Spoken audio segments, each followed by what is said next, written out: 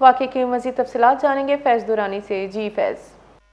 جی بالکل، گزشتہ ہفتہ اور اتوار کی درمیانی شب نوشکی سے مستنگ کی جانب سفر کرنے والے ڈی ایس پی نوشکی یوسف ریکی کو نامعلوم افراد نے اغوا کر لیا تھا، جس کی اطلاع ملنے پر فورسز نے علاقے کی ناکہ بندی کر دی اور ان کی تلاش شروع کر دی، جبکہ آج صبح مغوی ڈی ایس پی نوشکی یوسف ریکی کی لاش کردگاب کے علاقے گرگینہ کے قریب روڈ کے کنارے سے ملی۔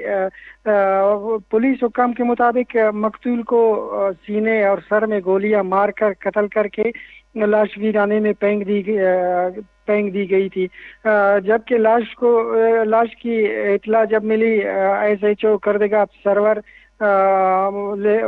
پولیس فورس کے امرا موقع پر پہنچ گئے اور لاش کو اپنی طویل میں لے کر جب میرا ان سے بات ہوئی تو ان کا کہنا تھا کہ لاش کو دوبارہ ہمیں وہاں سے کہا گیا ہے کہ کوئٹہ پوسٹ مارٹم کے لیے منتقل کرے، تو لاش کو دوبارہ کوئٹہ منتقل کی جا رہی ہے، جبکہ میں یہ بھی بتاتا چلوں کہ ڈی ایس پی نوشکی یوسف ریکی کا تعلق سوراب سے ہے، جن کا ڈپٹی نوشکی میں تھا اور لاپتہ ہوئے تھے۔ 4-5 دن کے بعد ان کی لاش برآمد ہوئی۔ ابھی تک کسی بھی تنظیم کی جانب سے اس حوالے سے قبولیت سامنے نہیں آئی۔